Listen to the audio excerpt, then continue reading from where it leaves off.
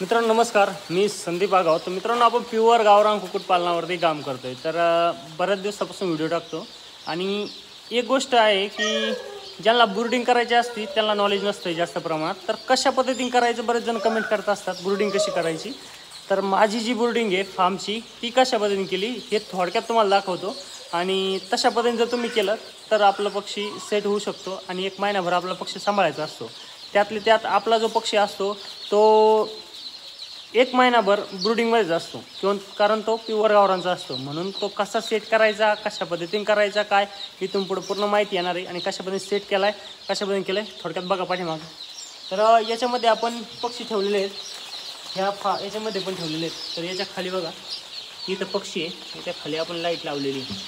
ही light आहे, bulb म्हणजे उष्णता तयार होती त्यासाठी केलेलं आहे. त्याच्यानंतर इथं आपण बघू शकता हे पण केलेलं आहे.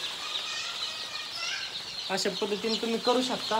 आणि हे टेम्परेचर मेंटेन होण्यासाठी केलेलं आहे. आणि टेम्परेचर जर मेंटेन झालं, व्यवस्थित जर ऊब भेटली तर पक्षी चांगला होऊ शकतो. आणि हे 100% खरं आहे.